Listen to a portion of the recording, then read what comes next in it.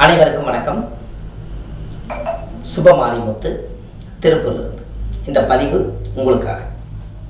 இந்த குடும்பம் பிரியாமல் இருப்பதற்கு எளிய பரிகாரத்தை இன்னைக்கு உங்களுக்கு நான் சொல்ல போகிறேன். இது ரொம்ப முக்கியம் இல்லையா? உங்களுக்கு வாழ்க்கையில் நீங்கள் கொஞ்சம் தெரிஞ்சுக்கணும் அல்லவா? அதனால் உங்கள் வாழ்க்கையில் ஒரு பெரிய மாற்றத்தை ஏற்படுத்தி கொடுக்கும். இந்த குடும்பம் நல்லா தான் வாழ்ந்துட்டு இருப்பாங்க, ஏதோ ஒரு மனஸ்தாபத்தினால பிரிஞ்சுக்கலான்னு ஒரு முடிவு பண்ணுவாங்க. இதுக்கு நம்ம முதலே ஒரு தக்கா பண்ணி வைக்கணும் அல்லவா? அதற்கு நம்ம வம்சமாக தலைஞ்சு இந்த குடும்பம் பிரியாமல் இருக்கோம்னா ஆலமர விதை இருக்குது பாருங்க, ஆலமர விதை.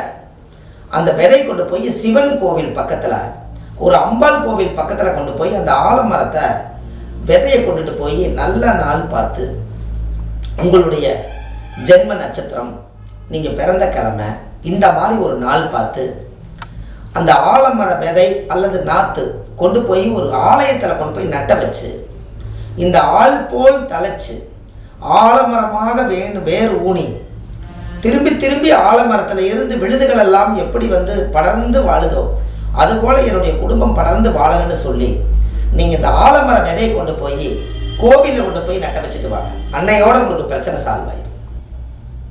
அப்போது கண்டிப்பாக உங்களுக்கு ஒரு மிகப்பெரிய மாற்றத்தை உருவாக்கி கொடுக்கும். உங்களுக்கு இன்னொன்று தெரியுமா? தாய்க்கு சும கொடுக்காத ஒரே மரம் என்ன மரம்னு உங்களுக்கு தெரியுமா? எல்லா மரங்களுமே தாய்க்கு சும கொடுக்கக்கூடிய மரம் தான். ஒரே ஒரு மரம் மட்டும்தான் தாய்க்கு சும கொடுக்காத மரம், ஆலமரம். ஏன் அப்படி? கொஞ்சம் பாருங்க, ஆலமரம் கொஞ்சம் தூரம் வளர்ந்து ஒரு 20 அடி மேலே போனதுக்கப்புறம் விழுதுகள் எல்லாம் கீழே அந்த அந்த மண் செவத்தில் ஆடி ஆடி அங்கே அந்த வேர் பிடிச்சி எல்லா பக்கமே வேர் பிடிச்சிக்கிட்டு இந்த மரம் மட்டும் சுமை இல்லாமல் இருக்கும். அப்போ ஆலமரம் மட்டும்தான் சுமை இல்லாத மரம். தாய்க்கு சுமை கொடுக்காத மரம் ஆலமரம்.